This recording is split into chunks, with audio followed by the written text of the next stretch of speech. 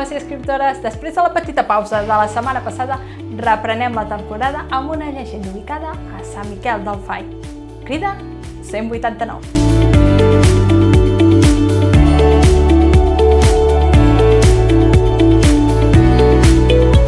La Vall de les Nimfes.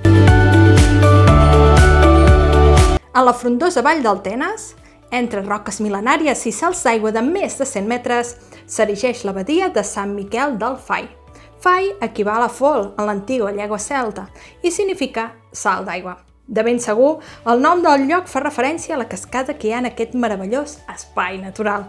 La mateixa que Josep Pla explica que no va poder veure el primer dia que el va visitar perquè, segons li havia comentat una dona del país, la cascada existeix, però només funciona els diumenges, i avui és dimecres, comprèn? Vostè ha vingut a mal dia.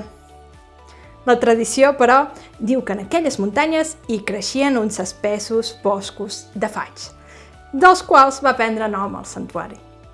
Segles abans de la nostra era, la vall del Tenes era un lloc habitat per adoradors de la deessa de l'amor, Venus, els indrets preferits dels quals per residir-hi eren o bé el mar, insondable, infinit, o bé les muntanyes verges, plenes de boscos, torrents, gorgs i salts d'aigua.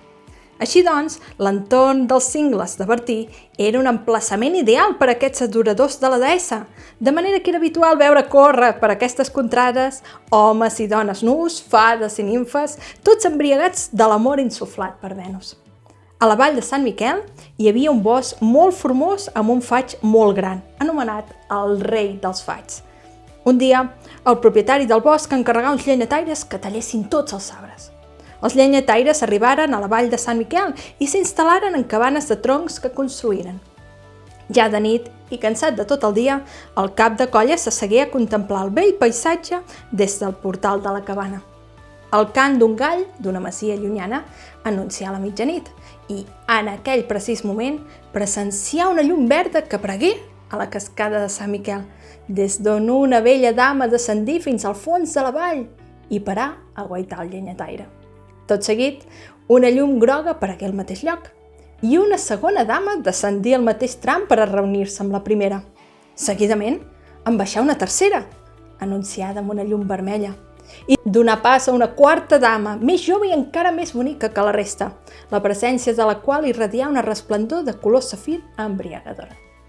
En reunir-se totes, ballaren dins de l'aigua, formant amb els seus colors l'arc de Sant Martí.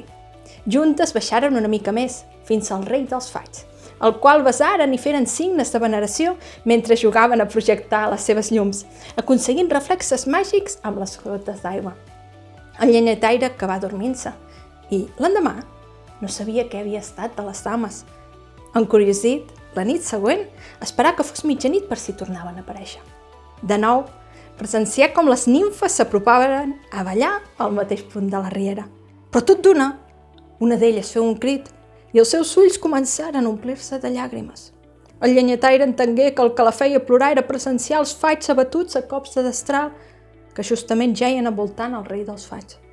Les nimfes acaronaren el Rei dels Faigs i se submergiren a les aigües amb molta tristor. El dia següent, el llenyataire i el seu grup acabaren amb el Rei dels Faigs a cops de destral. A la nit, les nimfes tornaren a baixar i, en veure la desgràcia, arrencaren un gran plor. La nimfa que desprenia un color safir pesà a la soca del Rei dels Faigs. Amb aquest gest, anà a morir-se en un dels gorgs de la vall de Sant Miquel, junt amb ella, les seves companyes. Fou així com, amb la desaparició del bosc, desaparegueren també les nimfes. Diu la llegenda que encara avui, tot i el fatal desenllaç, si aneu al mont Fai i mireu la cascada, a les seves aigües hi veureu els bellíssims colors de les nimfes que formen l'arc de Sant Martí. I també diu la llegenda que les nimfes i les fades continuen encara en vida al fons dels gorgs i els seus cants es poden escoltar a les nits de lluna plena, tractant de treure l'atenció de qualsevol que vulgui sentir-les. Si algú s'apropa als gorgs i intenta ajudar-les, és arrossegat al fons per sempre més. Amics. A vullescriure.cat trobareu els detalls de la crida d'aquesta setmana. Bona setmana i bona escriptura! Ens llegim!